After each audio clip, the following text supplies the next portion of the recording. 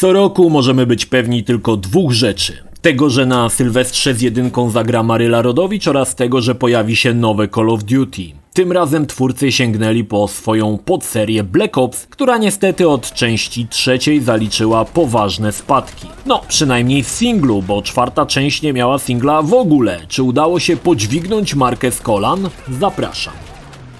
Okej, wiecie lub nie wiecie, ja kupuję Call of Duty tylko dla singla. Multi mogłoby dla mnie nie istnieć i choć 90% populacji postępuje odwrotnie, nadal uważam, że jak Treyarch zabierze się do singla, to nie ma co zbierać. Call of Duty Black Ops Cold War przenosi nas do tych dość nieciekawych czasów zimnej wojny pomiędzy Stanami Zjednoczonymi a Rosją. Świat jednak ma o wiele więcej problemów. Echa wojny w Wietnamie, podział Niemiec, no nie było za wesoło. W tych niezbyt pięknych okolicznościach przyrody ujawnia się dawny szpieg Perseusz, który zagraża Stanom Zjednoczonym nie pierwszy raz zresztą. Zostaje zebrany oddział, który ma go powstrzymać, oczywiście w skład którego wchodzisz ty. Towarzyszą ci znani z poprzednich części Woods, Hudson, Mason i nowy ziom Adler z efektowną grzywką. Ekipa rusza przez różne kraje, szukając tropów prowadzących do Perseusza. Zadziwiające, ale historia mnie naprawdę wciągnęła. Call of Duty już dawno przestał być grą w singlu, gdzie w sumie trzeba było tylko naciskać spust. Teraz są tu niezłe historie i tak jest tym razem. Pierwszy Black Ops jest moim drugim ulubionym kodem po Modern Warfare, dzięki temu, że dotyczył ciekawego konfliktu zbrojnego w Wietnamie, który jest solą wokół Amerykanów i którzy niezbyt chętnie do niego wracają, co też widać w grach. Poza tym przedstawiał ciekawych bohaterów, wśród których na czele bez wątpienia wysuwał się Frank Woods. Tym razem twórcy zarzucili temat, który nieśmiało pojawił się w Black Ops 2, jakieś kroczące mechy i inne pierdoły, których eskalacja nastąpiła w Black Ops 3, najgorszym Call of Duty jaki powstał. Choć singiel jest masakrycznie krótki i chyba jest to najkrótszy singiel w serii, trzeba przyznać, że autorzy zadbali o sporo niespodzianek. Przede wszystkim, jak wspomniałem, gra stara się zerwać z postrzeganiem marki jako chodzi, hipek i strzela. Dodano opcje dialogowe, które prowadzą do innych wydarzeń, choć są to zmiany raczej dość kosmetyczne, a gra oferuje też dwa zakończenia, gdzie każde z nich ma inną końcową mapkę. Gra też nie jest liniowa, możemy wybrać w jakiej kolejności chcemy przechodzić misje. Fajnym patentem było to, że dwie z nich bonusowe są zablokowane. Aby je odblokować, nie tylko trzeba zebrać odpowiednie materiały, ale i potem rozwiązać pewne zagadki, zdeszyfrować kod czy bezbłędnie określić agentów. Wtedy też można je rozegrać. I niestety nie są to misje najwyższych lotów. Króciutkie i szczerze mówiąc szkoda zachodu. Lepsza zabawa była z rozgryzaniem zagadek. Podejrzewam, że misje wpadły w ostatnim momencie, bo było wstyd, że bez nich kampania kończy się w 4 godziny, nawet jeśli jesteś nieuważnym pracownikiem tartaku. Jeśli chodzi o singla, od dawna wiadomo, że Call of Duty robi najlepsze singlowe strzelanki. Odpowiednie dopakowanie akcji efektownymi skryptami dają poczucie uczestnictwa w wysokobudżetowym filmie i tak jest tym razem. Gdyby kiedyś powstał film na podstawie tej części Black Ops, oglądałbym jak zły. Historia jest dobrze rozpisana, bohaterowie wiarygodni, a do tego dochodzą zwroty akcji i coraz to kolejne miejscówki, które rzucają nas w kolejne odległe miejsca. Nie zabraknie odwiedzania lokacji, które znamy z wcześniejszych części, jak i fajne nawiązanie do pewnego wydarzenia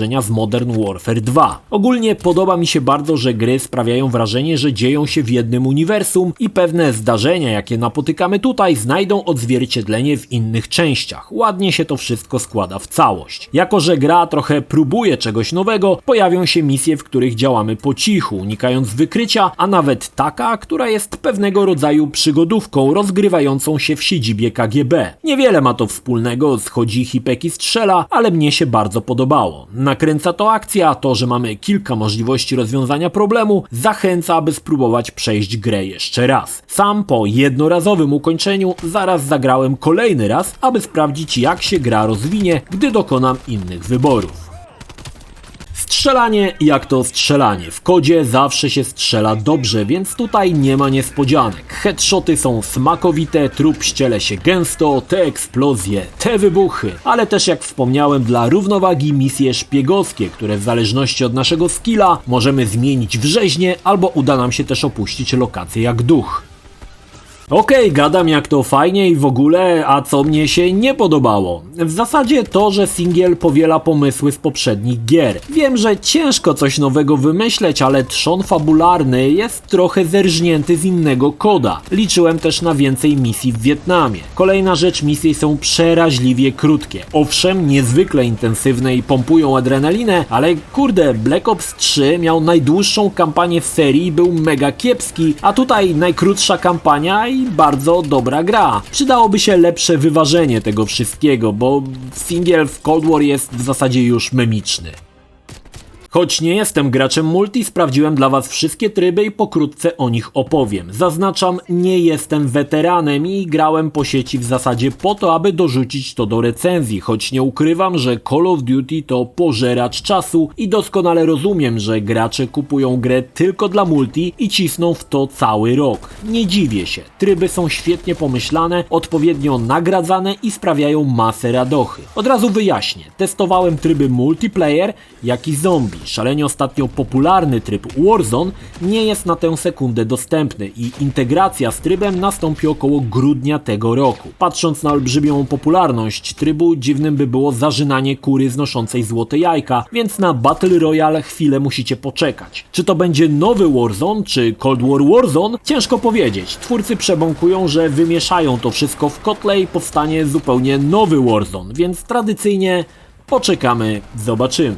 Gra w multiplayer oferuje kilka trybów. Pierwszy, Fireteam, jest dość ciekawy. Wysadzamy brudne bomby, gazując dany sektor. Cała zabawa polega na tym, że jedni zbierają uran, aby naładować bombę, drudzy starają się im przeszkodzić. Gdy bomba wybucha, trzeba uciekać z sektora, aby nie zostać napromieniowanym. Jest to jakby połączenie trybu Battle Royale z drużynowym deathmatchem. Różnica jest taka, że po jakimś czasie sektory wracają do normy. Dalej, Combined Arms Mosh Pit to w zasadzie Capture the Flag, gdzie podbijamy kolejne punkty, a następnie musimy je utrzymać. Która drużyna przejmie ich więcej w określonym czasie, wygrywa. Na uwagę zasługują świetnie pomyślane mapy. Na jednej walka trwa na morzu, na ogromnych statkach, pomiędzy którymi przemieszczamy się skuterami lub używamy lin. Na tym trybie spędziłem bardzo dużo czasu. Ginie się często. Czasami przebiegałem kilka metrów i dostawałem kulkę w czachę. Ale zabawa jest przednia, choć widzę, że tutaj królują kamperzy snajperzy, więc niestety jeśli nie chcesz leżeć w krzakach i kampić, no to jesteś jedynie mięsem armatnim. Zauważyłem, że wielu graczom nie zależy na celu, czyli zdobywaniu flag, a na garowaniu w jednym miejscu i punktowaniu kolejnych fragów. Nowością jest możliwość tworzenia własnej klasy, czyli dopakowania nie tylko uzbrojenia, ale i perek. Podejrzewam, że to zabawa dla tych, co się znają i siedzą w tym dłużej. Dla mnie niepotrzebny bajer. Jednak jest coś w multi, co przyciąga i ciężko się od niego oderwać. Syndrom jeszcze jedna rundka silny w Cold War jest. Kolejnym trybem jest lubiany tryb zombie, który oferuje 3 wariacje. Pierwszy to walka z falami zombie w nieskończoność, czyli aż nie padniesz. Drugi 20 rundek. Trzeci tryb, no niestety nie udało mi się go odpalić. Tryb zombie to walka kooperacyjna, gdzie 4 graczy walczy z zombie naziolami na fajnie zaprojektowanych mapach, w tym na jednej w Polsce. Wróciło otwieranie kolejnych części map za zebrany hajs, kupowanie lepszych giver i ulepszeń naszej postaci. Poziom trudności rośnie bardzo szybko. Mnie udało się wytrzymać z moimi ziomami do maksymalnie chyba 16 rundy, co nie jest zbyt dużo, ale też pokazuje, że łatwo nie jest. Zombie szybko zyskują większą wytrzymałość, są szybsze i jest ich więcej. W końcu pojawiają się ze wszystkich stron i pozamiatane. Ze wszystkich trybów multi najwięcej czasu spędziłem w trybie zombie. Nadal to mocarny tryb, w którym można się zatracić na wiele godzin. Jeśli chodzi o oprawę, kod jak zwykle nie zawodzi. Klimat początku lat 80. oddany jest niemal idealnie. W pewnym momencie wchodzimy do niemieckiego sklepu z elektroniką, gdzie na półkach stoją ówczesne sprzęty. Dla wielu z Was będzie to powrót do przeszłości. Jakość i ilość asetów na scenie robi wrażenie. Dbałość o najmniejsze detale, jak to, że z piwa na stoliku ulatuje gaz. Kod od drugiej części zawsze robił na mnie wrażenie oprawą. Pomijam, że potem ciągnęli wszystko na jednym silniku, ale i tak to, co udawało się z niego wyczarować, było czystą magią. Cold War prezentuje się wyjątkowo dobrze, ale tak też było z ubiegłoroczną odsłoną. Gra wspiera oczywiście funkcję RTX od Nvidia, choć podobnie jak rok temu, zmiany są bardzo subtelne. Nie zdecydowano się na śledzenie promieni i w sumie trochę szkoda, bo lokacja np. w Amsterdamie aż się o to prosiła. RTX poprawia głównie jakość cieni i wspiera ambient occlusion. Są to zmiany kosmetyczne i w zasadzie dopiero porównując klatki można je zobaczyć. Niemniej dodają głębi wyświetlanemu obrazowi. Cold War wspiera też funkcję DLSS z 5 presetami. Tutaj po włączeniu jej automatycznie wyłącza się anti-aliasing, a my możemy liczyć na boost klatek na sekundę. Pomiędzy niektórymi trybami różnica jest wręcz minimalna, aby nie powiedzieć żadna, choć na przykład w trybie Ultra Performance, zarezerwowanego dla grania w 8K, obraz jest wyjątkowo rozmyty. Pomiędzy nim a trybem Quality jest jednak spora przepaść. Niemniej po ustawieniu wszystkiego na maksa i DLSS w trybie Quality gra działała bez najmniejszych problemów na i9 9900K i RTX 3080, co chyba nie jest niespodzianką. Na koniec pytanie, czy warto kupić? Powiem tak, jak dla mnie wydanie 350 zł na grę dla 4-godzinnego singla jest wręcz absurdalne. Gdybym grał w multi, też bym się mocno zastanowił. Rozumiem, że są ludzie, którzy kupują taką grę i grają w nią przez rok. Jednak obiektywnie patrząc, nawet w trybie multi nie ma zbyt wielu nowości. Nie ma trybu Warzone. Zombie mam wrażenie, że nie zmienia się od lat i jest wałkowane ciągle to samo. Niewielkie zmiany, które w zasadzie nie mają zbytniego przełożenia na rozgrywkę po sieci, nie są chyba wystarczające, aby inwestować w nowe Call of Duty na premierę. Choć seria ma to do siebie, że kolejne części długo trzymają cenę. Owszem, singiel jest mega dobry i bawiłem się świetnie, również w multiku, ale z drugiej strony dla mnie to gra na trochę. A jeśli tak, to wolę zainwestować w inny tytuł, który da mi rozgrywki na trochę więcej. Też nie rozumiem podejścia dewelopera. Najkrótszy singiel, mało zmian, a gra droższa prawie o 100. To się nie trzyma kupy. Ale decyzję pozostawiam już Wam.